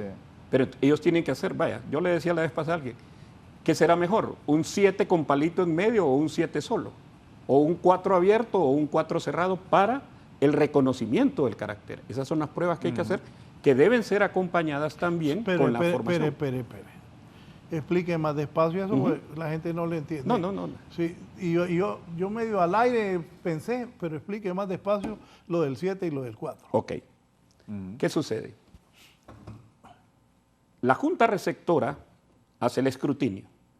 Generalmente colocamos los famosos palitos aquellos en la pizarra, un papelógrafo, los conteos, y al final, en presencia de todos, se llena el acta. Ojo, el acta tiene códigos de seguridad de QR, no es que yo voy a agarrar un acta de otra urna para la mía, tiene todo que ser congruente. Primero que anoto, las boletas recibidas, después las boletas faltantes, sobrantes, y se cuentan y se destruyen en presencia de los miembros, las boletas sobrantes. Después, las boletas utilizadas debe cuadrar contra el cuadernillo, contra el biométrico y contra la votación también de los miembros de la Junta o posible otras personas como los técnicos electorales que podrían son estar 400 boletas en promedio por cada Junta, ¿verdad? No, son 300 generalmente. 300, Lo más que llega a 360 en un lugar. Ok. Entonces, después usted hace esa distribución de las papeletas utilizadas en los partidos, los votos blancos y nulos. Al tener eso cuadrado, empieza a generar el acta. Y esa acta se llena manualmente. Solo si está cuadrado. No, correcto. Es que va a cuadrar. Tiene que cuadrar. Es que mire, el problema es que los ministros de fe... Y fíjense que hay otra cosa interesante, que la gente que anda pidiendo transparencia. ¿Dónde pueden ir los observadores? A la Junta Receptora. Es más, está en la ley que los observadores autorizados, ya sean nacionales o extranjeros, pueden estar observando el recuento, el escrutinio. Porque usted, antes de hacer el escrutinio, lo que tiene ahí son papeletas. Cuando lo escruta, se convierte en voto. Y acordémonos que lo hacen en voz alta, ¿no? Claro, tiene que ser. Y público. Sí. Entonces, llena el acta y después empieza. Llena primero la parte numérica. Partido 1, digamos, 90 votos. y son 3 casillas. Entonces pone un 0, un 9, un 0. Y al lado contiguo coloca en letras 0, 9, 0, para que no quede duda de qué número fue el que colocó. Ahora, hay caracteres, grafos, que el sistema tiene que interpretar. Por eso es lo importante. Que de repente yo pongo un 7, que pueda tener, como decimos nosotros popularmente en Honduras, el palito en medio, o un 7 sin palito. Entonces, ¿cómo lo va a interpretar? ¿Cómo lo va a leer? Esas son las pruebas que el sistema tiene que hacerse. Y las simulaciones, para que esto, igual que un 4 abierto, o un 4 cerrado, que al final es un triángulo superior, ¿va? Entonces, o un 3, que puede tener 2 círculos, o la parte superior lineal. Entonces, eso tiene que probarse antes, para que esto vaya acompañado con la formación de los miembros de la Junta y sobre todo los secretarios. Entonces, decirle, lo correcto para que el sistema no falle y reconozca correctamente, utilice el 3 redondo, utilice el 4 cerrado, utilice el 7 con palito, como diríamos nosotros popularmente. Entonces, esas son las cosas. Ahora, ¿quiénes están ahí? Todos los partidos, el público y los observadores. En teoría no debería haber una incongruencia. Entonces, es como que yo compre un sistema de facturación que me cuestan miles de millones y después venga y le diga, ok, hiciste la factura en una cervecería y cada vez que sale la factura pongo un contador con la calculadora al lado a quererlo cuadrar. Sí. Entonces me parece que la inversión es muy fuerte. Yo lo que he visto en la observación electoral que hemos estado haciendo, bueno, que yo he estado haciendo, e incluso estuve en Guatemala el proceso pasado, que generalmente los problemas se dan ya a nivel de diputaciones y alcaldías. Ahí es donde se dan las incongruencias, ¿no? Porque ya... Así ha sido históricamente acá en el país. Porque ya están cansados, bueno, son más candidatos, son más partidos políticos, pero en el caso guatemalteco así funciona también. Pero ese es un tema que también es importante aclarar a la población.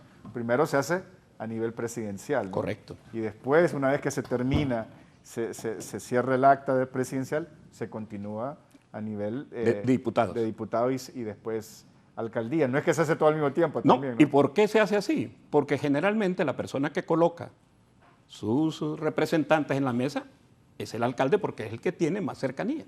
Porque si lo hace a la inversa, le abandonarían los otros consejos. Pero el TREP tiene un gran poder, que en sí es mágico. Un número del TREP, salvo el proceso del 2017, que ya sabemos por qué, ¿verdad? Que Salvador con 5 puntos de ventaja sobre el presidente Juan Orlando Hernández, lo dieron vuelta. Pero el número del TREP generalmente aquieta las aguas, hace que pues sí, es información se acepte el ganador. Y es una tendencia, no es definitivo. Ahora bien, volviendo a la pregunta, ¿hasta cuándo podemos esperar tener un TREP? O sea, ¿cuál es el mes que decir, en este mes, si ya no se toma una decisión, ya no se puede instalar el TREP? ¿Septiembre? ¿Octubre? Todavía estamos dentro del cronograma. Hasta hoy estamos dentro del cronograma. Sí, ¿okay? Sí, podría hacerse. Pero ya por decir octubre ya no se puede montar el TREP. ¿Un mes antes del proceso electoral? Yo diría que hasta principios de noviembre, cuando mucho. Ok. Ahora, hay otra cosa importante también, que la misma ley electoral ya lo tiene. Va a haber un escrutinio general. Tiene que haber un escrutinio general. El TREP solo es una tendencia preliminar. Sí. A nadie van a declarar ganador, o sea, oficialmente, con el TREP. Solo una tendencia. Entonces, viene el escrutinio general. Bueno, y la ley dice, claro, que ahí van ¿A qué horas van a dar el primer resultado? Teóricamente, del TREP debería ser 3 horas. 3 horas, así lo dice. A las 8, 9 de la noche, ¿no? Sí, pero fíjese que hay otra cosa en la ley. Si usted ve la parte de las empresas encuestadoras, dice que los que hicieron encuesta a boca de urna pueden darlo 2 horas antes. Y ahí está en la ley. O sea, antes... Nosotros hicimos eso en la última elección. Ahora, lógicamente, tienen que estar registrados en el Consejo, tienen que, bueno, basar su metodología, decir cómo hacer su metodología de recolección de datos y todo eso. O sea, que no es cierto de que no puede haber información antes. Ahora, lo oficial es el TREP. Sí. Ahora, pero volvamos al escrutinio general. Ahí sí hay un análisis una contabilización y una verificación.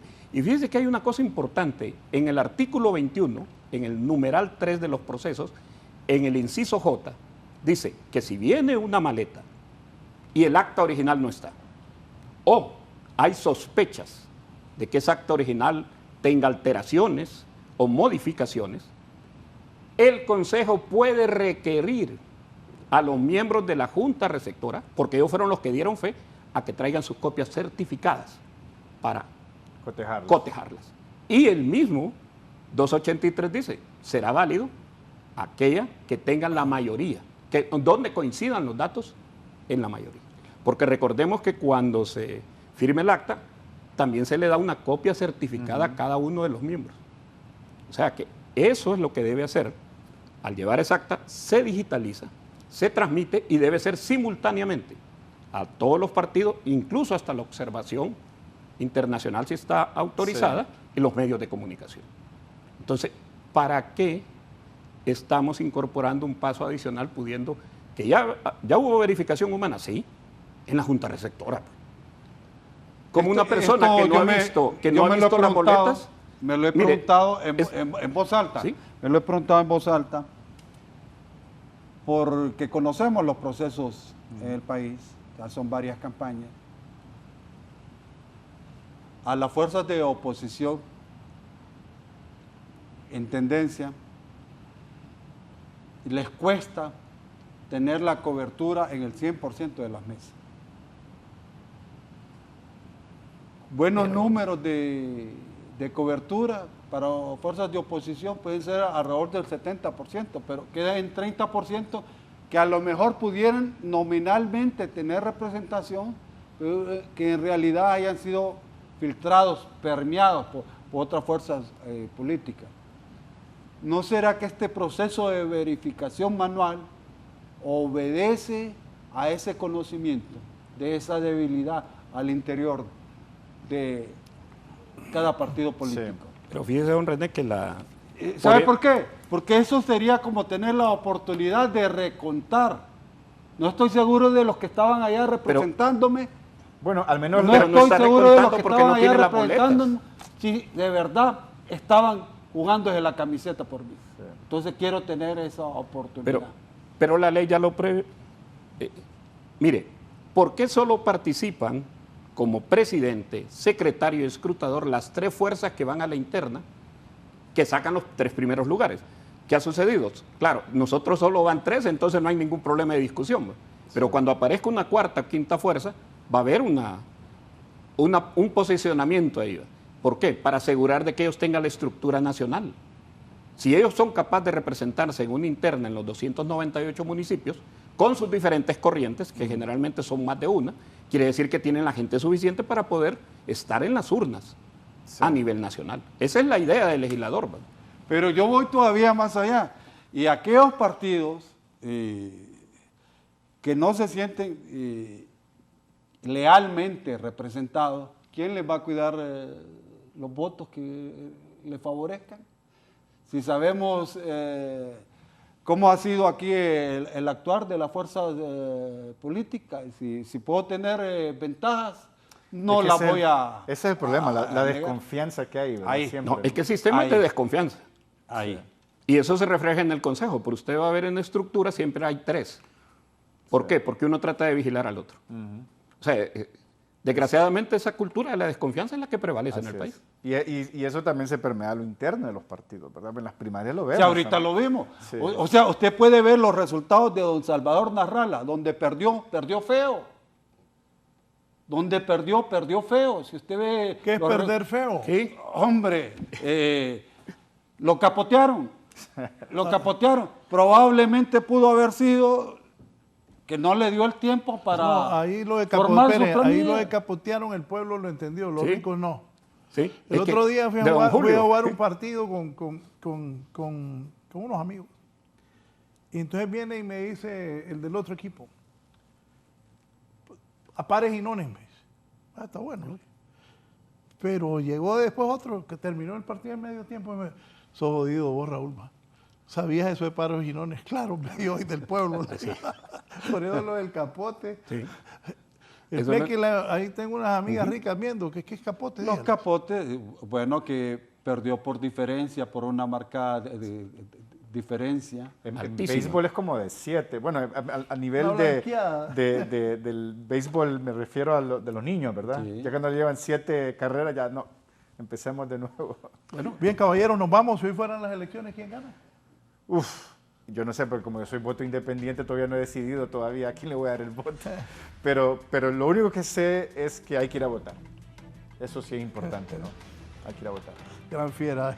Sí. Lester ahí, check, se la campeó. Bueno, ¿Quién gana si hoy fueran las elecciones? La moneda está en el aire y falta mucho por decirse. Es una multicampaña, se juega en varios ámbitos. Licenciado Teodoro. Bueno, estamos de acuerdo que en la visión actual la moneda está en el aire, pero la tendencia de crecimiento es para libertad y refundación. Repito, nunca antes en las últimas elecciones, a esta altura, hoy 23 de julio, no se sabía quién iba muy adelante.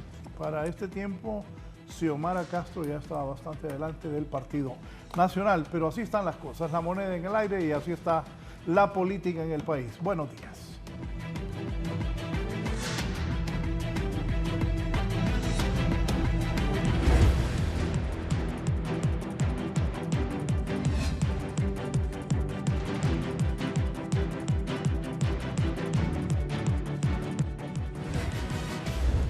Esto es La Entrevista con Raúl Valladares.